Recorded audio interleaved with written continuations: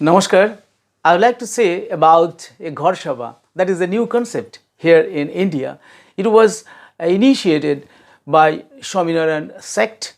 I would like to say actually this concept I had received from, actually I got this idea from a book written by Dr. APJ Abdul Kalam, our former president. He is actually my hero. Actually, I follow him, I respect him, I adore him from the core of my heart. And he was also associated with Swaminarayan temple and Swaminarayan sect. I have been also, I feel myself fortunate to consider myself as a follower of this sect because I was first introduced with Aksharanandan Swamiji through Ghanshamji. It was a great opportunity for me. In the first meeting, I received 3 books from Aksharanandanji, which transformed my life. I would like to admit here in front of all of you. I would like to say that it was Aksharanandanji who transformed my life really. Though I was following spiritualism throughout my life, but it was not explored earlier as it has been doing by me now after coming in contact with Swami Aksharanandanji. I would like to say about him and about the sect and about the concept of Ghar Sabha in a few words. I have read all the 3 books which have been given by Aksharanandanji on the first day of our meeting on the day of Rakhi Purnima last year, right? Means in 2023. So, and I have read all these 3 books. Now, let me share with you my understanding of the Swaminarayan Sangstha, particularly the spirituality and philosophy of the sadhus and sons of the temple.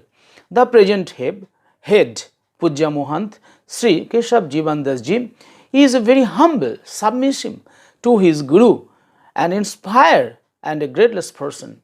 This is the trait of a Guru. It should be. And in the midst of so many gurus you will find here in India and abroad, all over the world, this type of people, this type of spiritual leaders are rare, are rarest of the rare, right? So I would like to say that he is Pujya Mahant Sri Keshav Jivandas Ji, the present head of Swaminarayan sect. His main mantra is love for all people, including the poor, backward, and unprivileged. Mahant Swami himself became a one-man training school. He was an outstanding inspirer and cultivator of bhaktis, shiva, katha, kirtan, renunciation, detachment, and other virtues in their lives. It was written by Sadhu Vivek Jivan Das and Sadhu Amrut Vijay Das in 2018, right? Next, Mahant Swami takes part in all the activities of the temple from Mangala Arati to evening prayer. I have been also able to participate. I feel myself fortunate because I had also participated in some of the evening prayers in the temple of Swaminarayan. And it is really, you will be purified, you will be rejuvenated, you will be, you will feel blessed, you will feel that you are in touch of God. This type of feeling will come within you, and you will feel really a heavenly joy and tranquility in your mind. So I request all of the people who are listening or who are watching this video to come at least once to visit this temple and meet one of the sadhus of this temple. Anyone, particularly I would recommend the name of Swami Aksharanandanji, right? So Swami Mahant Swamiji takes part in all the activities of the temple from Mangal Arati to evening prayer. You see, he personally takes care of his disciples and devotees and looks for their comfort, ease of life, and peace in the family. I have read from the books that he used to keep himself fasting for several days, for 3 days, 4 days, 6 days, 7 days continuously without any food. So this type of sacrifice, this type of yoga makes him very powerful person. He may be physically weak, but mentally and spiritually he is so rich and affluent that he becomes incomparable. You see, yesterday we found that our Prime Minister Modi, Prime Minister Narendra Modi, before before Prana Pratishtha of Rama Temple of Ram Lala, he kept himself purified for 11 days. He kept fasting for 11 days continuously, 11 days. Not only that, he also took his bed on the floor. You see, he did not use his bed state, he did not use his cot, or he did not use his luxurious bedroom. Instead of that, he used the bhumi, mati, or that is called the earth, to make himself purer, to make himself more purified person, so that he can touch the idol, he can do the job perfectly in the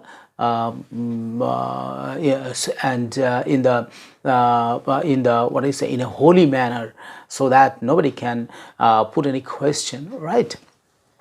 So I would like to say that so these attitude and gesture only can transform the world. Yes, whenever you sacrifice yourself, whenever you devote yourself to the feet of God Almighty, to the feet of Swaminarayan, or to the feet of God Almighty, whatever may be your cherished God, if you serve your family, if you serve God, if you serve elder people, if you serve your teachers, if you serve gurus or sadhus and sons, definitely you are going towards salvation, you are going towards liberation, and you will feel yourself joy, and I say that is heavenly joy. Through this kind of humbleness, there is sure to establish peace, joy and happiness in family, society, and ultimately in the world. I would like to say now, very good concept, one of the very good concepts that can transform the world, that can make the society, that can make the family, that can make the state, and ultimately it can transform the world through the establishment of peace, tranquility, love, devotion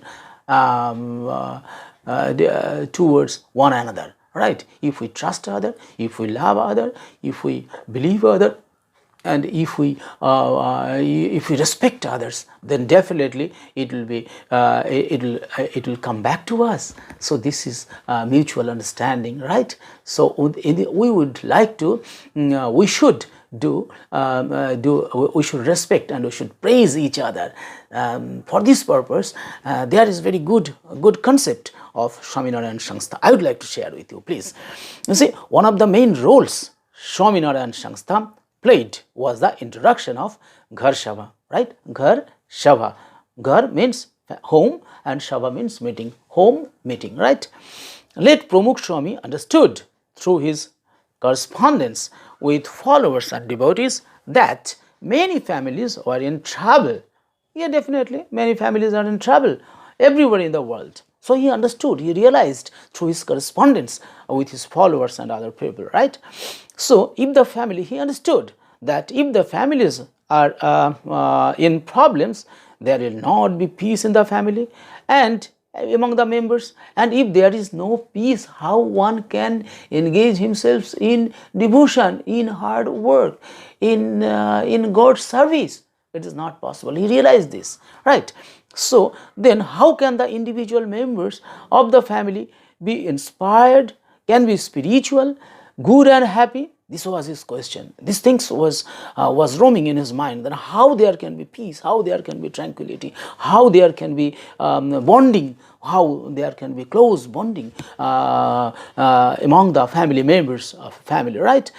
So what he did to solve this problem, he introduced the unique idea of holding Ghar Sabha, right? That's family meeting.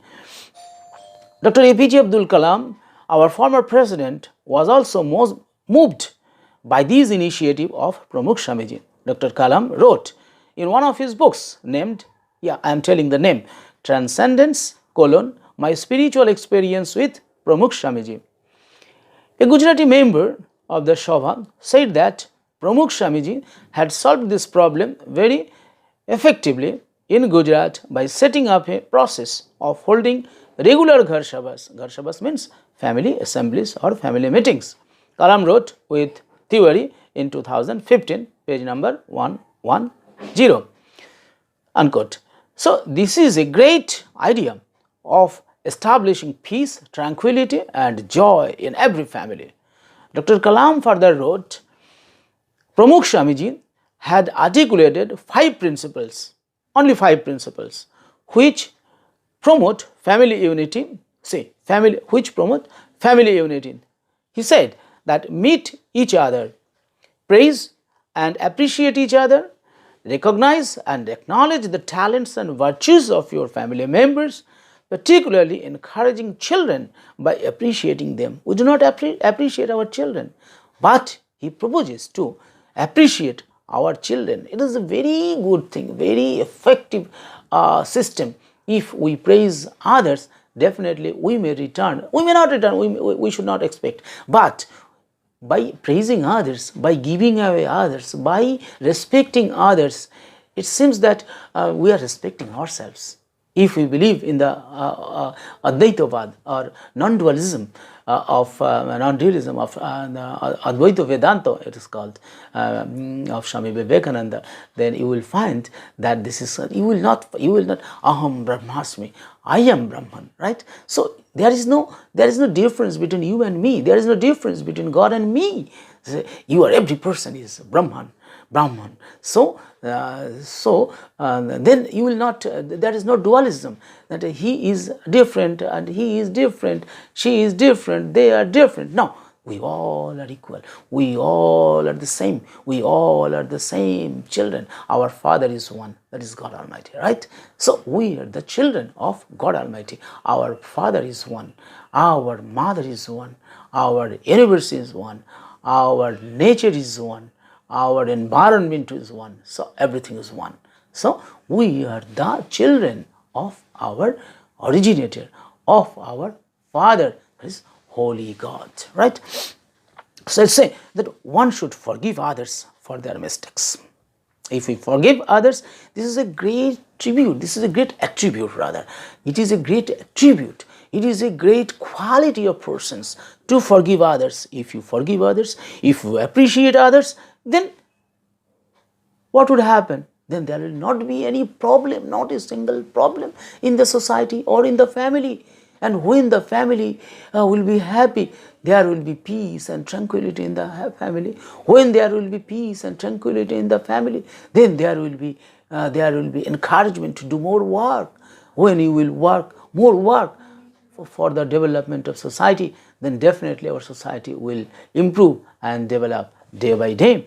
So one should forgive others for their mistakes, errors and omissions. When you forgive, you will in no way change the past, but you surely change the future. See what a word. So APJ Abdul Kalam wrote, APJ Abdul Kalam wrote, one should forgive others for their mistakes, errors or omissions. Above all, exercise forgiveness. One should forgive others for their mistakes, errors or omissions. When you forgive, you in no way change the past, but you surely change the future. The truth is, unless you let go, you forgive yourself. You forgive the situation and you realize that the situation is over. You cannot move forward. unless you forgive, unless you, what I say, unless you excuse others, unless you forgive the mistakes, errors, and omissions of others, you cannot move ahead. You cannot move ahead peacefully, I'll say.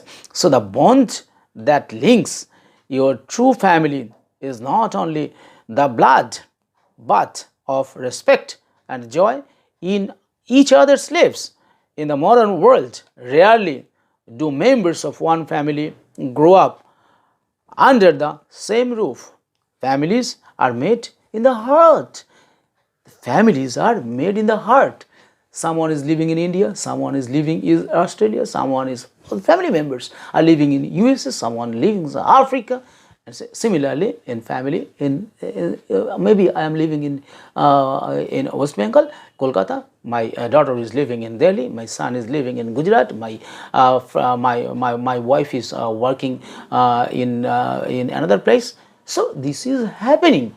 So this is the reality. This is the hard reality of the 21st century. In the age of modernization, in the age of globalization, the family, the concept of family has become changed. Nowadays, we do not stay together in a family, but whenever we meet, or at least whenever we will be meeting or we will be staying together, if we praise the children, if we praise each other, if we respect each other, if we forget and forgive the errors, omissions of others, then there will be peace. Otherwise, we cannot move ahead. This is the word, or this is the essence of Dr. APJ Abdul Kalam's writing.